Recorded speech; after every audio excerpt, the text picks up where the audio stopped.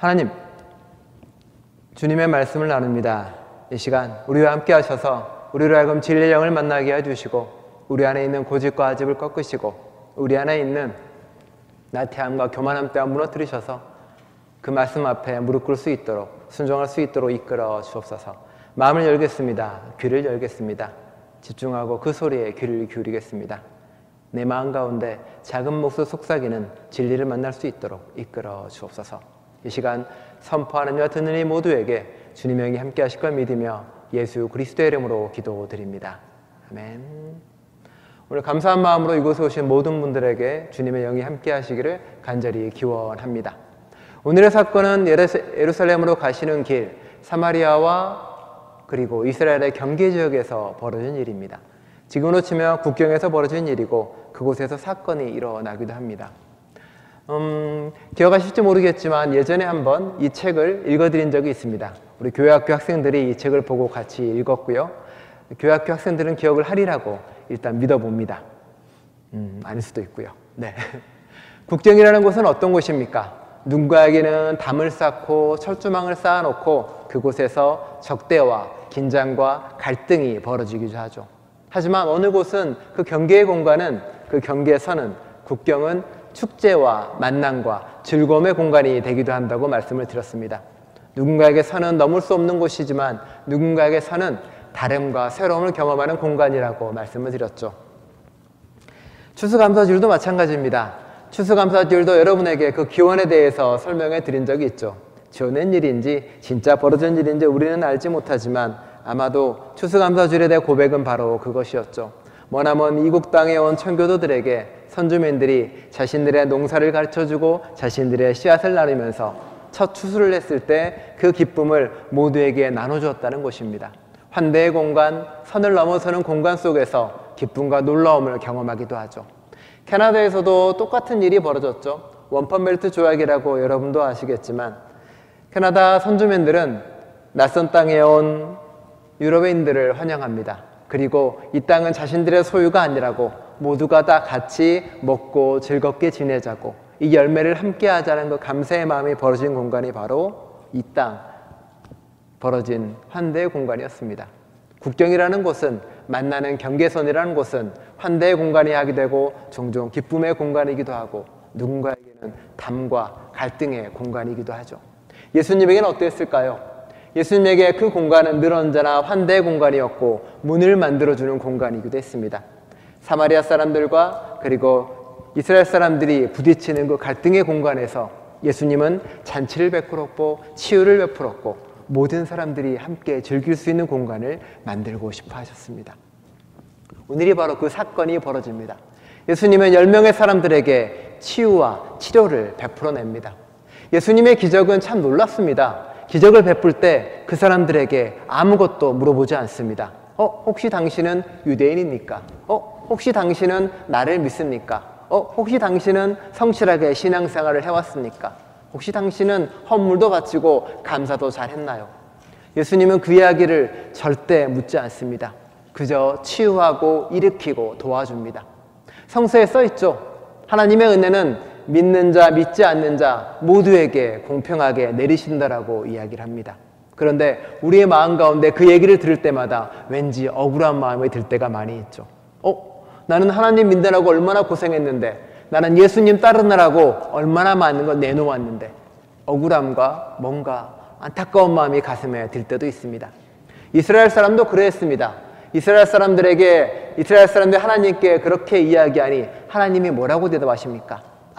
내가 너희 이스라엘만의 하나님인 줄 아느냐? 아니다. 나는 이집트인들의 하나님이기도 하고 바벨론의 하나님이기도 하고 시리아의 하나님이기도 하다고. 나도 그들을 구해주고 그들을 살펴주고 그들을 보살피는 하나님이다라고 고백을 합니다. 하나님은 우리만의 하나님이 아닙니다. 하나님은 믿는 자 하나님이기도 하고 믿지 않는 자의 하나님이기도 합니다. 하나님은 선한 자의 하나님이기도 하시고 선하지 않는 자의 하나님이기도 하십니다. 하나님은 우리 모두에게 공평하게 은혜를 베푸시고 치유하시고 일으키는 분입니다. 하지만 어디서 차이가 나는 걸까요? 어디서 달라지는 걸까요? 그게 오늘의 이야기이기도 합니다. 예수님이 지나가는 길에 치유해달라는 피부병 심한 사람들, 한센병 환자라고도 혹은 이야기하기도 합니다.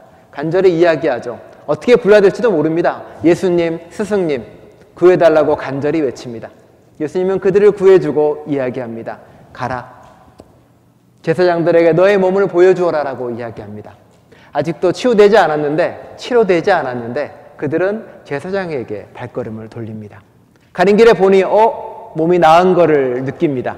사람들의 반응은 어땠을까요? 누군가는 이렇게 이야기했겠죠. 드디어 내 몸이 나았다. 이제 내 가족을 만날 수 있고 내 고향으로 돌아갈 수 있어 라는 설레임이 가득 찼을 것입니다. 이제 펼쳐진 미래가 그들 앞에 보여졌을 겁니다. 누군가는 빨리 달려가고 싶었습니다. 어떻게든 해야지. 가면서 자기들은 기뻐하며 이렇게 이야기합니다. 그래, 내가 찾아가자고 했잖아. 한번 믿어보자고 했잖아. 믿져야 본전인데 가보는 건 어때? 내가 이야기했지. 이거 다 내 덕이야. 라고요. 누군가는 이야기했을 겁니다. 야, 내가 그래도 멀리서나마 목소리 크게 외쳤잖아. 내가 예수님이라고 불렀고 내가 스승님이라고 불렀잖아. 내 목소리가 작았어 봐. 예수님이 우리를 돌아보기나 했겠어. 내가 얼마나 애쓰고 그동안 했는데 내가 거기까지 오는데 여비 내가 다 됐잖아. 내 덕분이야. 내가 다 한 것 때문이야 라고 이야기했겠죠. 이 마음은 우리에게도 있습니다. 우리도 그런 마음 있지 않나요? 우리가 가지고 있는 것, 누리고 있는 것 다 내려의 노력이고 그리고 다 내가 했기 때문이라고 생각하지 않나요? 아니야 라고 입으로 부정하지만 우리의 한구석에는 그런 마음들이 늘 있지 않나요? 그래, 이민생활 내가 쉴 거 쉬지도 못하고 1센트 1센트 계산해 가면서 겨우겨우 가게 꾸려가면서 힘든 시간 어려운 시간 보내서 내가 이렇게 살아왔는데 이걸 내 노력이라고 안 하면 나는 안타깝고 나는 얼마나 아쉬운 마음이 있겠나요? 내가 내 건강 지키려고 운동하고 애쓰고 노력했는데 이 건강 내가 한 내 노력 아니냐고. 내가 열심히 쌓고 모아서 이제 겨우 평탄한 노후 생활 좀 하려고 하고 이제 조금 무언가 하려고 하는데 그것도 내 노력과 그리고 내가 애쓴 거 아니냐고. 이민생활 하면서 자식 이만큼 키워놓은 거, 이민생활 하면서 내가 이만큼 이룬 거, 내가 이렇게 노력했는데 이렇게 애썼는데. 그런데 우리 목사님은 설교하면서 그거 여러분 덕 아니라고, 여러분이 노력한 거 아니라고, 여러분 때문이 아니라고 이야기하니 야속하기도 하고 좀 그렇기도 합니다. 그렇죠? 그럴 수 있습니다. 하지만 하나님은 우리에게 이야기합니다. 그거 사실 하나님의 돌보신 덕분이고 그거 사실 수없이 많은 다른 사람들의 도움 덕분이라고 이야기합니다. 어쩌면 운이 좋았을 수도 있고요. 어쩌면 무언가 시대가 잘 맞을 수도 있겠죠. 하지만 우리는 알고 있습니다. 그게 내 노력이나 혹은 내 성실함이 아니라 하나님의 돌보심이 있었을 것이고 수없이 많은 다른 사람들의 손길과 도움이 있었다는 것을요. 하지만 그렇게 생각하지 않는 사람은 어떨까요? 이게 내 노력 덕분이야, 내 능력 때문이야, 내 계획 때문이라고 생각하는 사람의 마음속에는 어떤 마음이 있을까요? 저 가난하고 저 힘든 사람들 노력 안 해서 그래. 저 힘들고 어려운 사람들 기도 안 해서 그래. 나처럼 신앙생활 열심히 하고 나처럼 열심히 노력했으면 저렇게 안 됐을 텐데. 교만함이 하늘을 찌르게 되고 자기 잘난 게 자꾸 높아지게 되겠죠. 다 자기 덕분이고 다 자기라고 생각합니다. 하나님은 그들을 꺾으십니다. 아니야, 그렇지 않다라고요. 어쩌면 네가 누리고 가진 것들은 누군가의 아픔이고 눈물이고 괴로움일 수 있어. 그러니 제발 그 생각 좀 가지지 말라고. 그걸 깨달은 한 사람이 있습니다. 바로 사마리아 사람입니다. 그는 보고 돌아서고 감사함으로 나아갑니다. 그리고 마침내 구원에 이르게 됩니다. 치유받고 치료된 건 구원이 아닙니다. 하나님께 나아가는 감사를 통해서 구원에 이를 수 있는 거겠죠. 그 사람은 무엇을 본 걸까요? 그 사람과 어울려 돌아가던 사마리아 사람들은 자기를 봤을 겁니다. 그리고 생각했겠죠. 내 노력이나 내 가운데 이루어진 게 아니구나. 이 모든 것들이 하나님의 은혜 가운데, 하나님의 돌보신 가운데 이루어진 거구나 라고요. 우리의 마음은 어떻습니까? 여러분의 마음은 어떻습니까? 많은 사람들은 풍요로운 삶을 기대하며 살아갑니다. 뭔가 많은 걸 가지고 누리고 소유하는 삶. 하지만 우리는 이야기합니다. 풍요로운 삶을 넘어서서 풍성한 존재로 나아가자라고 말합니다. 이 둘의 차이는 뭘까요? 소유에 기뻐하고 소유에 즐거워하는 삶에서 좀 다른 곳으로 나아가자고 말합니다. 오늘 찬송 중에 그 찬송 있죠? 들의 백합화보다 솔로몬의 옷보다 들의 백합화가 더 귀하다고 여기는 게 우리의 마음이라고. 누가 여러분에게 이렇게 이야기합니다. 내가 호박 하나를 줄 테니 당신의 가장 비싼 옷을 주십시오. 가사대로라면, 여러분의 찬양대로라면 어떻게 해야 되나요? 비싼 옷 벗어서 호박이랑 바꿔야죠. 아무도 안 그럴 겁니다. 그렇죠? 자, 풍성한 삶을 좋아하는 사람은 소유에 기뻐하지만 풍요로운 존재는 모든 것 속에서 하나님을 만나는 사람입니다. 백합화 속에서, 자연 속에서, 바람 속에서 하나님을 경험하고 체험하는 사람입니다. 내가 이 옷을 주면 기뻐할 저 사람의 마음 속에서 하나님을 만나는 사람입니다. 그게 풍요로운 존재로 살아가는 삶인 거죠. 거기서 감사하는 마음이 나오고 감사하는 마음이 생겨납니다.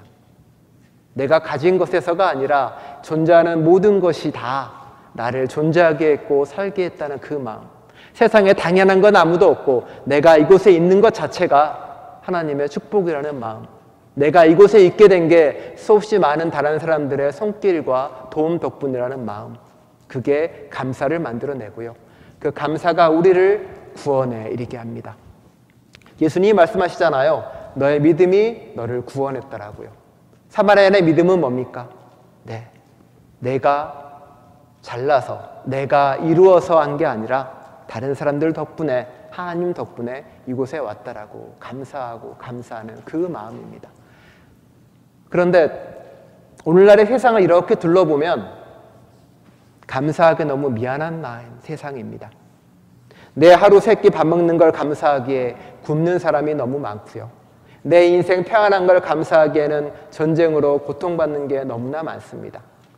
내가 안정된 마음에서 교회에서 예배드리는 걸 감사하기에는 세상에 눈물도 많고 전쟁도 많습니다. 감사한 게 죄스럽고 감사한 게 늘 힘겹고 어렵습니다. 그 마음을 담은 시가 한 편 있습니다. 제가 사실 감사절마다 여러분에게 읽어드리는 시입니다. 바로 감사한 죄라는 시입니다. 새벽녘 팔순 어머니가 흐느끼신다. 젊어서 홀몸이 되어 온갖 노동을 하며 5 자녀를 키워낸 장하신 어머니. 눈도 귀도 어두워져서 홀로 사는 어머니가 새벽 기도 중에 나직히 흐느끼신다. 나는 한평생 기도로 살아왔느니라. 낯선 서울 땅에 올라와 노점상으로 쫓기고 여자 몸으로 공사판을 뛰어다니면서도 남보다 도와주는 사람이 많았음에 늘 감사하며 기도했느니라. 아비도 없이 가난 속에 연저제에 묶인 내 새끼들, 환경에 좌절하지 않고 경우 바르게 자라나서 큰아들과 막내는 성직자로 하나님께 바치고 너희 내외는 민주운동가로 나라에 바치고 나는 감사기도를 바치며 살아왔느니라. 내 나이 80이 넘으니 오늘에야 내 숨은 죄가 보이기 시작하는구나. 거리에서 리어카 노점상을 하다 잡혀온 내 처지를 아는 단속반들이 나를 많이 봐주고 공사판 십장들이 음약한 나를 많이 배려해주고 파출부 일자리도 나는 끊이지 않았느니라. 나는 어리석게도 그것에 감사만 하면서 긴 세월을 다 보내고 말았구나. 다른 사람들이 단속반에 끌려가 벌금을 물고 일거리를 못 얻어 힘없이 돌아설 때도 민주화 운동하던 다른 어머니 아들, 딸들은 정권 금체가 돼서도 살아 돌아오지 못했어도 사형을 받고도 몸성이 살아서 돌아온 불쌍하고 장한 내 새끼 하면서 나는 바보처럼 감사기도만 바치고 살아왔구나. 나는 감사한 죄를 짓고 살아왔구나. 새벽녘 팔순 어머니가 흐느끼신다. 묵주를 손에 쥐고 흐느끼신다. 감사한 죄, 감사한 죄, 감사한 죄. 세상은 감사하기 미안하고 감사하기 가슴 아픈 삶을 살아갑니다. 예수님은 자신에게 온 그 사람에게 다시 돌아가라고 이야기합니다. 자신을 이야기했던 레위인에게는 나를 따르라고 말하고 그는 돌아가서 삶을 살라고 이야기합니다. 한센병을 앓다가 치유받은 그 사람의 앞으로의 삶은 무엇이었을까요? 자신이 치유받은 것, 그거 감사한 마음으로 하루 종일 살았을까요? 매일매일 살았을까요? 아닐 겁니다. 그의 삶은 아마도 자신처럼 아프고 힘들지만 예수님의 손길을 닿지 못했던 사람들, 그 사람들을 이해하고 함께하는 삶을 살았을 거라고 기대해 봅니다. 감사하는 죄를 깨달은 사람들은 이제 그 책임을 가지고 나아가게 됩니다. 내가 하루 세끼 나만 배부르다고 그 감사했던 그 죄를 깨닫는 사람들은 나만 배부른 게 아니라 다른 사람의 배고픔에 손을 내밀게 됩니다. 나를 위해 희생한 땅과 나를 위해 희생한 생명에 감사한 사람들은 거기서 그치지 않고 그것을 돌보고 함께하는 걸로 자신의 감사함에 책임을 지려고 합니다. 내가 교회에서 이것저것 대접도 받고 이것저것 많이 받아온 사람들은 거기에 감사한 걸 넘어서서 내가 교회를 위해 내 이세 사람들을 위해 무엇을 해줄까 책임으로 나아가게 됩니다. 회개는 돌이킴이고 달라짐입니다. 사마리아 사람들이 나를 보고 돌이켜서 주님께 나아간 것처럼 우리는 추수감사절기를 보내며 우리를 돌아봤으면 좋겠습니다. 나도 혹시 감사한 죄만 짓고 살진 않았는지, 나 보고 내 치유와 내 치료만 보고 감사하지 않았는지, 이제 우리는 돌아서서 이웃에게로, 하나님에게로 가야 됩니다. 우리는 감사한 죄에 대한 책임을 지고 나아가게 됩니다. 감사한 삶을 살아가는 건 당연히 맞습니다. 삶의 모든 순간 감사한 것도 맞고요. 하지만 더 깊어져서 내 감사에 대한 책임을 지고 내가 누군가에게 선물이 되고 축복이 되는 삶, 내가 누군가에게 또 다른 감사를 만들어내는 삶, 그런 삶을 사는 저와 여러분 될 수 있기를 간절히 축원드립니다. 기도하겠습니다. 하나님, 우리는 어쩌면 남보다 조금 더 나은 삶을 살아가는지도 모르겠습니다. 어느덧 우리 입에는 비교하는 감사를 하게 될 때가 종종 있습니다. 예수님이 그렇게 하지 말라고 했는데, 예수님이 절대 하면 안 된다고 했는데 우리는 비교하며 감사할 때도 있고 또 나만이라고 감사할 때도 있습니다. 우리로 하여금 온전히 우리 자신을 먹여 통렬히 깨닫게 해주셔서 나만 감사했던 죄를 넘어서서 이제 그 감사함에 대한 책임으로 나아갈 수 있도록 주님과 동행하고 하나님과 함께하며 내가 누군가에게 하나님께 영광을 돌리게 하는 그 감사를 만들어내는 존재가 될 수 있도록 내가 누군가에게 선물이 되고 내가 누군가에게 축복이 되고 내가 누군가에게 열매가 될 수 있도록 주님께서 함께하여 주옵소서. 나만 만족하고 그리고 내가 이루어놓은 거라 교만하지 않는 삶을 넘어서서 내 것이 아님을 고백하며 진심으로 삶으로 그것을 증언하는 우리가 될 수 있도록 함께하여 주옵소서. 예수 그리스도의 이름으로 기도드립니다. 아멘.